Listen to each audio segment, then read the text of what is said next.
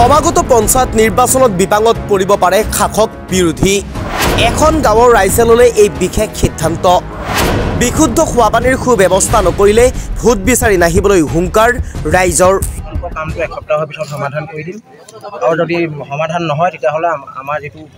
তেওঁলোকে পাবলগীয়া ধন হেতু সম্পূৰ্ণ বন্ধ হৈ থাকিব এখন গাঁৱৰ ৰাইজে লৈছে এক বিশেষ সিদ্ধান্ত শিৱসাগৰ জিলাৰ পুৰণি আমগুৰি সমষ্টি আৰু বৰ্তমানৰ নাজিৰা সমষ্টিৰ অন্তৰ্গত নামটি দল গাঁও পঞ্চায়তৰ অন্তৰ্গত দুলিয়া নতুন লুনপুৰীয়া পানী যোগান আঁচনিৰ ৰাইজৰ ক্ষোভ দেখিবলৈ পোৱা গৈছে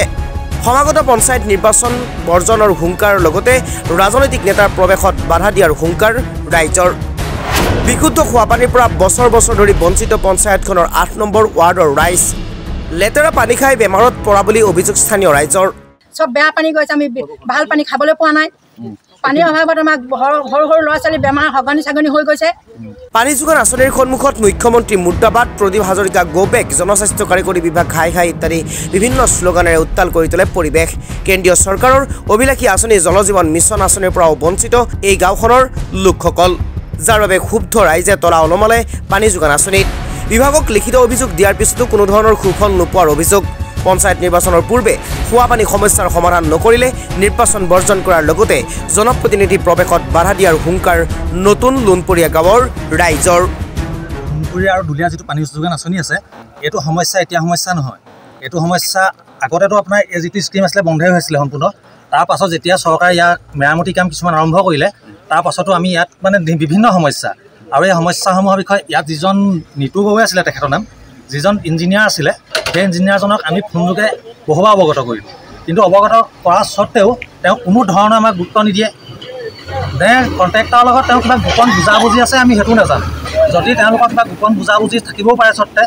কাৰণ ইমান কোৱা স্বত্তেও এখন ৰাইজে তেওঁক যোগাযোগ কৰা স্বত্তেও তেওঁ কোনো ধৰণৰ ব্যৱস্থা নল'লে তাৰপাছত আমাৰ গাঁৱৰ যুৱকসকল লগ হৈ আমি SDO চাওক যোগাযোগ কৰিলোঁ তেখেতে আমাক এটা কথা ক'লে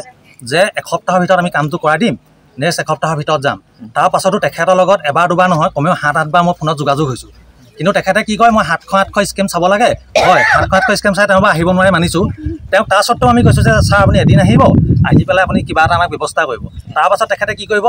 এজন মিস্ত্ৰী পঠিয়াব যিটো আপোনালোকে যদি সংবাদ মাধ্যম গ'লে দেখিব তাৰ কানেকশ্যনটো এইটো চৰকাৰী ড্ৰয়িঙৰ মতে কাম হয় কিন্তু যিটো মানে তাত কানেকশ্যন হৈছে সম্পূৰ্ণ কানেকশ্যনটোৱে ভুল কানেকশ্যন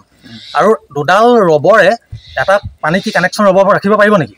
গোটেই সম্পূৰ্ণ তাত ৰবৰ ক'ৰবাৰ আপোনাৰ ফটা বস্তা সেইবিলাকে বান্ধি লৈ পেলাই তেওঁলোকে ব্যৱস্থা কৰে তাৰ স্বত্তেও বিভাগীয় দুজনমান তাৰ ব্যক্তি পঠালে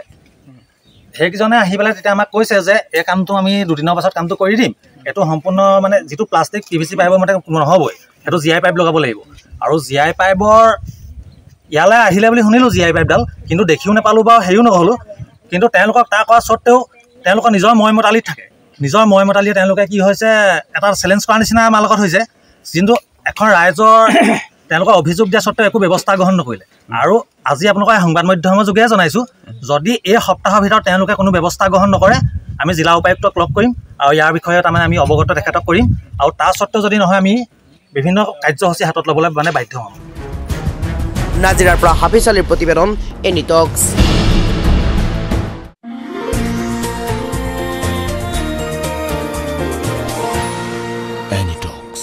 সোঁতৰ বিপৰীতে ৰাইজৰ স্বাৰ্থত